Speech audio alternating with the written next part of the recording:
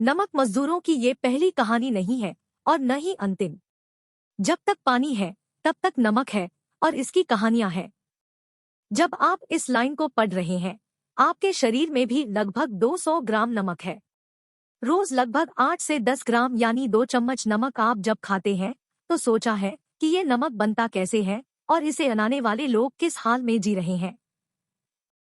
ये उन नमक मजदूरों की कहानी है जो जब तक जिंदा रहते हैं नमक के साथ जीते हैं और जब मर जाते हैं तो कई बार नमक में ही लिपट के दफन हो जाते हैं।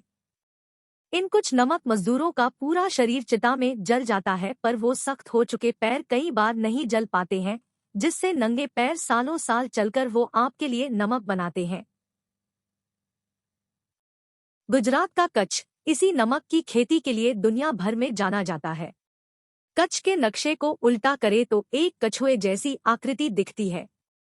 कहते हैं कि इसी कछुए जैसी आकृति के कारण कच्छ का नाम कच्छ पड़ा। इन अग्रिया किसानों की जिंदगी भी कछुए जैसी धीरे धीरे बढ़ती है।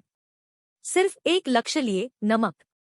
जो अपना घर छोड़कर तैयार करते हैं आपका नमक। दूर दूर तक सिर्फ मैदान। कहीं मेड़ काटकर खेतों में पानी भरा है तो कहीं उजियारा दिखता है। इन कुछ सफेद हो चुके खेतों में खंपारा, एक तरह का नुकीला फावड़ा, चलाती औरतें, आदमी और बच्चे दिखते हैं। ये लोग साल के 8 महीने यही काम करते हैं। कच्छ के जोगिनीनार इलाके में नमक के खेतों में मजदूरी कर रहे ये अग्रिया सुरेंद्रनगढ़ जिले के पास खारा घोड़ा से आए हैं। इन लोगों का घर गांव सुरेंद्रनगढ़ जिले में है। वहां अपनी जमीन भी है, पर ये वो इलाका है जहां जमीन होने के बावजूद ये लोग नमक की खेती नहीं कर पाते हैं। इसकी एक बड़ी वजह लिटिल रन ऑफ कच्छ कहलाने वाले खारा घोड़ा में पानी की समस्या है। खारा घोड़ा में नमक की खेती अगर करनी है तो पानी की किल्लत, बड़े से मैदान में एक छोटी सी झुग्गी में 9 महीने और बाकी दुनिया से लगभग पूरी तरह से कट जाने जैसी चुनौतियां आकर खड़ी हो जाती है। खारा घोड़ा सुरेंद्रनगढ़ के आसपास गांवों में रहने वाले ये कुछ अग्रिया बारिश का मौसम खत्म होते ही जोगिनीनार, गांधीधाम जैसी कई जगहों पर आ जाते हैं। यहाँ ये लोग सेठ यानी दूसरे की जमीन और वहीं बनाए एक कमरे में सपरिवार रहकर नमक निकालने की मजदूरी करते हैं। यहाँ 1 टन नमक निकालने पर इन लोगों को लगभग 50 रुपए मिलते हैं। यानी जितने में आप 1 या 1.5 किलो नमक खरीदते हैं, उतने पैसों में ये अग्रिया मजदूर 1000 किलो नमक निकालते हैं। एक मजदूर परिवार एक सीजन में जमीन और बारिश के आधार पर कई हजार टन नमक निकाल सकता है। इसी काम के लिए अपनी जमीन पर नमक निकालने वालों को 200 से 250 रुपए मिलते हैं। खारा घोड़ा के बाहर इन अग्रिया लोगों का जीवन अपेक्षाकृत कुछ आसान तो हो जाता है, पर ये नमक है जो अपनी फितरत नहीं बदलता है। 1930 में महात्मा गांधी ने इसी गुजरात में नमक सत्याग्रह किया था। नमक बनाने पर अंग्रेजों की लगाई रोक और टैक्स के खिलाफ गांधी ने दांडी यात्रा की थी। आज उस यात्रा वाली जगह से 100 किलोमीटर दूर कितने ही अग्रिया नमक बना रहे हैं। बस वो उतना पैसा नहीं कमा पा रहे हैं जितना नमक ठेकेदार या फिर एक दिन में 1000 टन नमक पैक करने वाली रिफाइनरी के मालिक कमा रहे हैं। नमक बनाने वालों और नमक पैक करके बेचने वालों के घर देखने पर कमाई का फर्क साफ समझ आता है। नमक से होने वाली बाकी शारीरिक, सामाजिक और आर्थिक दिक्कतें हर जगह वही है। पानी होता उधर तो क्यों आते इधर। बाल सफेद, दाढ़ी सफेद। देखने पर जोगिनीनार के भरत भाई की उम्र 45 से 46 की लगती है। उम्र पूछी तो पता चला सिर्फ 31 साल। आपकी उम्र इतनी तो नहीं लगती। जवाब मिला सफेद नमक में रहते रहते सब सफेद हो गया। भरत भाई अपनी पत्नी और 3 बच्चों के साथ जोगिनीनार में एक सेठ के यहाँ काम करने अक्टूबर में आए हैं। सेठ ने रहने के लिए एक कमरा दिया है। जब हम भरत भाई से बात कर रहे थे उस वक्त खेतों में भरत भाई की बेटी और पत्नी बालूबेन खेत में खंपारा चला रही थी। गुजरात के अग्रिया की सही हालत और संख्या समझने के लिए ये दृश्य समझना बहुत जरूरी है। सरकार नमक बनाते जिस अग्रिया को एक गिन रही होती है वो असल में परिवार के 4 या 5 लोगों समेत नमक बना रहा होता है। यानी गिनती होती है एक की, पर नमक परिवार के कई लोग बना रहे होते हैं।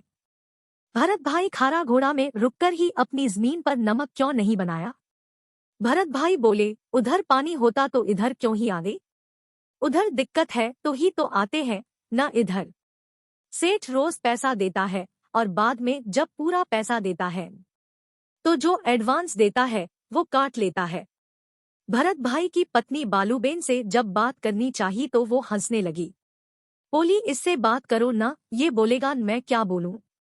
कई सवालों को पूछने पर बालूबेन बोलती है, इधर तो अब थोड़ा ठीक है, उधर खारा घोड़ा में तो पानी का बहुत दिक्कत था। इधर भी नमक बनाते हैं तो पैर आँख तो जलता ही है, माहवारी होता है या बुखार, खेत में जाकर काम तो करना पड़ेगा, गोली खाकर जाते हैं। और क्या कर सकते हैं? नमक में जिए नमक में मरे। दिन के कई घंटे नमक में गुजारने के बाद इन मजदूरों के पैर सख्त हो जाते हैं। ये पैर कुछ मामलों में इतने सख्त हो जाते हैं कि मरने के बाद जब शरीर जलाया जाता है तो सब जल जाता है, बस पैर नहीं जलते। 65 साल के नरसी भाई बताते हैं, हम मर जावे तो हमारा पाँव नहीं जलता है। नमक डालकर पाँव को खड्डे में डालना पड़ता है या तो फिर अग्नि में दोबारा पाँव को डालते हैं। मशीनों और जूतों के आने से ऐसे मामलों में कमी तो आई है, मगर दशकों से नमक का काम कर रहे अग्रिया बुजुर्गों में ऐसे मंजर की यादें पूछने पर ताज़ा हो जाती है। सरकारी बूट और काला चश्मा। सरकार की ओर से इन किसानों को काला चश्मा और काले जूते दिए गए हैं, पर अग्रिया बताते हैं कि ये जूते 3 या 5 साल पहले दिए गए थे और टूट गए थे। कई किसानों ने हमें अपने टूटे जूते लाकर दिखाए। यही हाल काले चश्मे का भी नजर आता है। गुजरात के ज्यादातर शहरों में जहां चुनाव से जुड़ी कुछ न कुछ चीजें या रैलियां, बैनर्स दिखी जाते हैं, वहीं इन किसानों के आसपास कोई बैनर या चुनावी प्रचार नहीं दिखता है। पूछने पर कुछ अग्रिया बताते हैं, जो गाड़ी लेकर आ जाता है हम चले जाते हैं वोट डालने, जो हमारा करेगा हम लोग तो उसी को वोट डालेंगे। मैं पूछता हूं कि कौन आप लोगों के लिए करता है, तो जवाब मिलता है, अभी तक कोई नहीं किया, अब देखो कौन करता है। चुनाव आते हैं तो सरकार से क्या चाहते हैं? इस पर कई अग्रिया किसान कहते हैं, सरकार जूते देती है पर वो 1 साल चलते हैं। चुनाव है तो बस यही कहेंगे कि सरकार हमको जूते चश्मा दे दे तो थोड़ा आंखों में जलन कम हो। केंद्र और राज्य के बीच की लड़ाई। इंडियन सॉल्ट मैन्युफैक्चरर्स एसोसिएशन यानी इस्मा के प्रेसिडेंट भरत सिंह रावल कहते हैं, गुजरात में नमक का टर्नओवर करीब 5,000 करोड़ का है। मोटे तौर पर लगभग 5 लाख लोग इसके काम से जुड़े हैं। अब इन लोगों की जो बुनियादी जरूरतें हैं वो पूरा करना सरकार का काम है, न कि इंडस्ट्री वालों का। अभी हमारी नमक इंडस्ट्री केंद्र और राज्य सरकार के बीच लटक रही है। वे कहते हैं, नमक केंद्र के अंतर्गत आता है और नमक पैदा करने वाली जमीन राज्य सरकार के अंतर्गत। नमक या इसे बनाने वाले लोग सरकार की प्राथमिकता में ही नहीं है। रावल के मुताबिक भारत में सालाना 300 से 350 लाख टन नमक पैदा होता है। जैसी बारिश होती है नमक का उत्पादन भी वैसे ही घटता और बढ़ता है। किस मजदूर को कहाँ कितने रुपए मिल रहे हैं, ये कई चीजों पर निर्भर करता है। सरकार की ओर से नमक निकालने वालों की कोई न्यूनतम मजदूरी सरकार की ओर से तय नहीं की गई है। कुछ निजी संस्थाएं अग्रिया लोगों के लिए काम करती दिखती हैं, जो सोलर पैनल लगवाना हो, बच्चों की शिक्षा के लिए काम करना हो या फिर स्वास्थ्य सुविधाओं का इंतजाम करना हो। अग्रिया बच्चों की पढ़ाई। गुजरात के किसी भी हिस्से में नमक बन रहा हो तो इसका एक बड़ा असर अग्रिया लोगों के बच्चों पर भी होता है। नमक बनाने का काम 9 महीने तक चलता है। जैसे ही अक्टूबर में ये काम शुरू होता है, अग्रिया अपने गांवों से निकलकर नमक बनाने वाले खेतों में आ जाते हैं। अगले 9 महीने वीरानी जगह के इन खेतों में ही बीतते हैं। ऐसे में बच्चों का भी स्कूल छूटता है। नई जगह पर कुछ पढ़ाई तो हो पाती है पर सारी तारतम्यता टूट जाती है। बच्चों के भविष्य पर नरसी भाई कहते हैं, ज्यादा पैसा नहीं आएगा तो बच्चों को क्या पढ़ाएंगे। हमारी मजबूरी है, पेट के लिए काम तो करना पड़ता है। हम नमक बनाते हैं पर हमारी परेशानी कोई देखे तो हमारा काम करावे, हमारी परेशानी नहीं देखता कोई। 3 बच्चों की मां बालूबेन कहती है, अब हम कर रहे हैं तो बच्चों को भी करना पड़ता है। हम पढ़ा तो रहे हैं पर ये काम भी सिखा रहे हैं। बालूबेन जहां परिवार संग नमक बना रही है, ठीक उसी के पीछे एक कच्चा कमरा बना हुआ है। इस कमरे में मानन भाई बच्चों को गुजराती में पढ़ा रहे हैं। दो बच्चों की शर्ट के पीछे फिल्म पुष्पा के हीरो अल्लू अर्जुन की तस्वीर बनी हुई है।